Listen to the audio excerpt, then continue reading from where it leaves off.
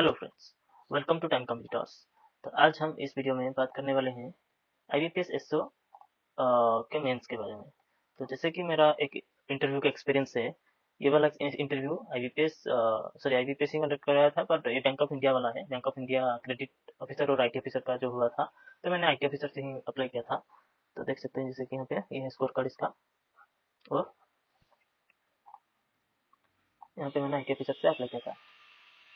तो जो भी बैकग्राउंड नॉइज आ रहा है प्लीज इसको अवॉइड कीजिए। तो मैंने बहुत इंतजार किया, बट अभी इसके बारे में हम कुछ नहीं कर सकते हैं।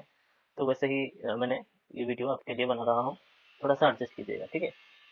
तो ये जो इंटरव्यू हुआ था, ये है मेरा स्कोर का। तो ये जो आई एन टी लिखा हुआ है ना, आई एन टी 60_60, यहाँ पे नीचे देखिए INT_15, that is be weightage of interview marks. मतलब जैसे कि आईबीपीएस एसओ में हमारा आईबीपीएस एसओ इंटरव्यू, ये हमारा 100 मार्क्स से पहले इंटरव्यू लिया जाएगा। वो ही 100 मार्क्स कन्वर्ट होगा 20 मार्क्स में, ठीक है। क्योंकि 80:20 है, रिटर्न का 80 और इंटरव्यू का 20, ठीक है। तो वैसे ही हमारा बैंक ऑफ इंडिया में क्या हुआ था कि 60 में से इंटरव्यू हुआ था, और वो 60 बाद में कन्वर्ट हुआ 15 मार्क्स से, ठीक है। इसका ये मतलब है। तो ये वाला जो इंटरव्यू 15 लिखा हुआ है ना, वटेज ऑफ इंटरव्यू मार्क्स, वो वही है। तो मेरा था आउट ऑफ 60 46 था, ठीक है। आउट ऑफ 60 46 मतलब 46 डिवाइडेड बाय 60 इंटू 100, तो ये अप्रोक्सीमेटली 77% होता है, ठीक है। तो I think it is a decent score. So जैसे कि हमारा नेक्स्ट हो रहा है कि IBPS SO interview, right. I think ये मार्च फर्स्ट वीक में ही होगा, या फिर पता चल जाएगा बहुत जल्दी कहाँ कब होगा, बट बहुत जल्द ही होने वाला है, ठीक है, आईबीपीएस एसओ इंटरव्यू। तो कैसे क्या था मेरा इंटरव्यू, पूरा डिटेल्स में मैं बताऊंगा, ठीक है। यहाँ पे जीडी भी हुआ था, इंटरव्यू हुआ था, पर हम यहाँ पे अभी जीडी के बारे में बात नहीं करेंगे, हम यहाँ पे इंटरव्यू के बारे में बात करेंगे। तो एक ऐसे यू टाइप का एक टेबल था, ठीक है। और यहाँ पे एक सर बैठे थे, यहाँ पे एक मेंबर बैठे थे, यहाँ पे एक मैडम बैठी थी, यहाँ पे एक मेंबर बैठे थे, यहाँ पे एक साथ थे, और बीच में एक ऐसे कुर्सी था, और यहाँ पे एक दरवाजा था, ठीक है। तो हम यहाँ पे इंट में कमेंट कहीं बोल के एंटर किए थे यहाँ पे, और उन लोगों ने मुझे, और पहले ही एंटर करते ही ये जो मैडम है ना, ये मैडम है बीच कर्नल वाले, मुझे दिखाई नहीं दिए थे क्योंकि ये वाला दरवाजा था, यहाँ से एंट्री किया, सार को देखा। तो मैंने तब तक इवनिंग हो चुका था, 6:30 PM अराउंड हो गया था। तो मैंने गुड इवनिंग सास बोला, फिर मेरा नजर मैडम के ऊपर गया कि मैंने गुड इवनिंग मैम तुरंत ही बोल दिया, और उन्होंने बैठने के लिए मुझे बोला। जो बीच में सारे ना, तो ये चेयरमैन होते हैं पैनल मेंबर के, आई थिंक। सो उन्होंने मुझे बैठने के लिए बोला, तो मैंने थैंक यू बोल के बैठ गया। तो यहाँ पे जो ये जो सेकंड मेंबर है ना लेफ्ट में से, ये वाला मैं जो स्टेट से बिलोंग करता हूँ, वो वही उसी स्टेट से बिलोंग करते हैं। तो मैं एंटर करने से पहले ही, जब रूम से एंटर किया तब उससे पहले मेरा एप्लीकेशन फॉर्म उन लोगों के पास था। एप्लीकेशन फॉर्म मैंने डॉक्यूमेंट वेरिफिकेशन में ही सबमिट कर दिया था, ठीक है। तो वो वाला एप्लीकेशन फॉर्म उनके पास पहले से ही आ चुका था, और वो लोग के पास मेरा डिटेल्स पहले से ही था।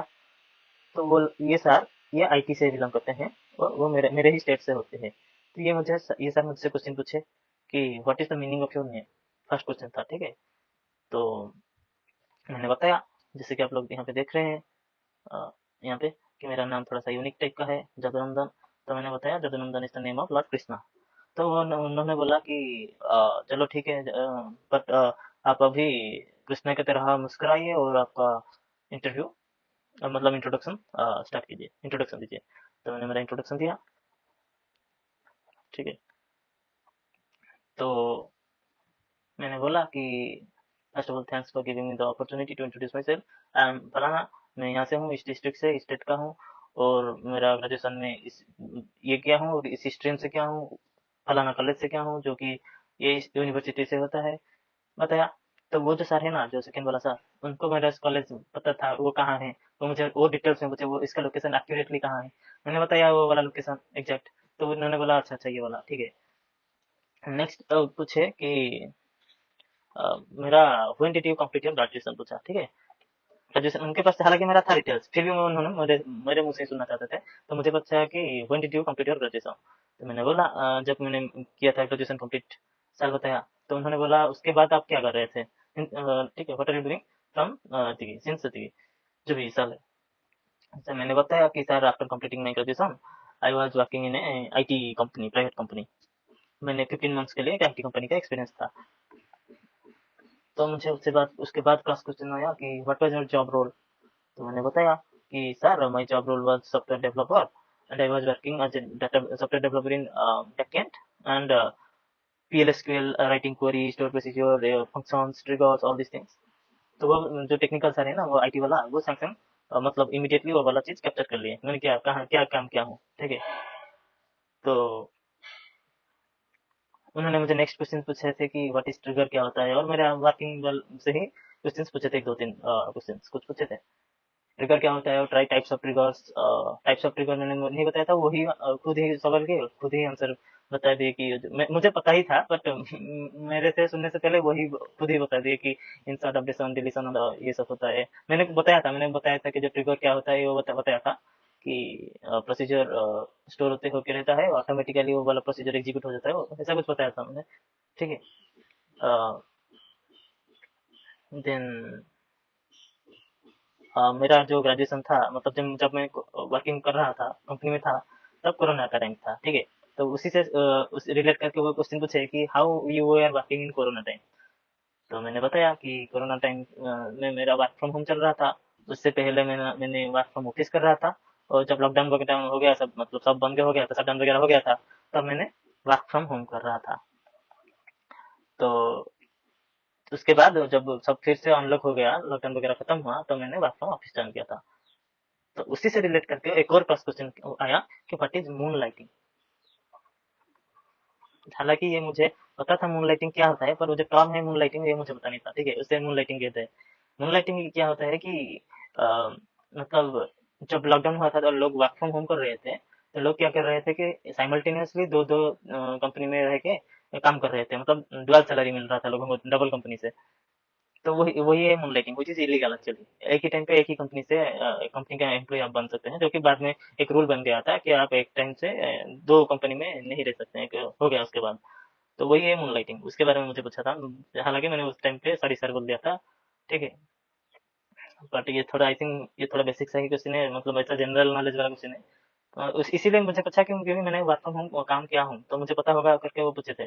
पर मुझे पता नहीं था, मतलब क्या होता है, ऐसा होता है दो दो कंपनी में लोग काम कर रहे हैं, वो मुझे पता था, बट मून लाइटिंग इसके इसे ही कहते हैं, वो टर्म मून लाइटिंग मुझे पता नहीं था, ठीक है।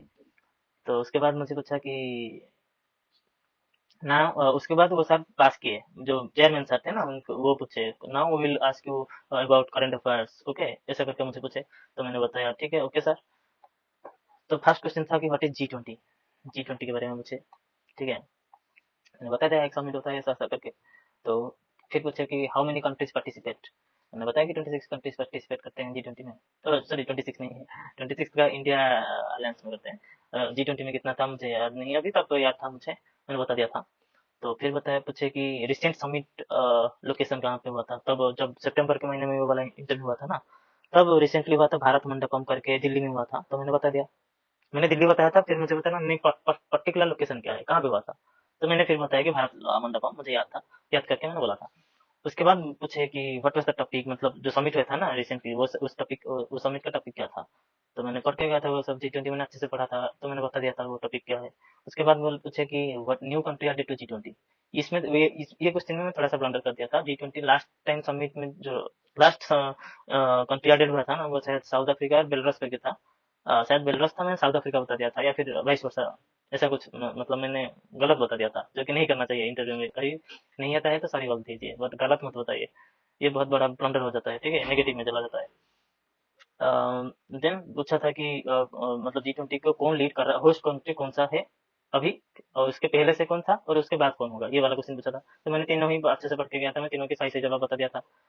और ऐसे छोटे मोटे क्वेश्चन और थोड़ा पूछे थे, और white hat and black hat ये सब क्वेश्चन पूछ रहे थे, और ऐसे ही बेसिक बेसिक क्वेश्चन पूछ रहे थे। तो ओवरऑल यही मेरा है इंटरव्यू का एक्सपीरियंस। उसके बाद मुझे थैंक यू बोले, और मुझे एक चॉकलेट ऑफर किया। टेबल में से एक होता है ना, टेबल में ही उनके था एक चॉकलेट का डिब्बा टाइप का कुछ था। तो उनमें से मुझे चॉकलेट ऑफर किया, take a chocolate from here. तो मैंने एक चॉकलेट उठाया स्माइल के साथ, स्माइल किया, तो उन्होंने बोला all the best for next process. तो मैंने थैंक यू करके निकल गया रूम से। तो ओवरऑल एक्सपीरियंस मेरा ये था। तो आप लोग को क्या लगा, कैसा लगा ये इंटरव्यू एक्सपीरियंस बताना, चैनल को सब्सक्राइब करना। तो अगले वीडियो में मिलते हैं, तब तक बाय।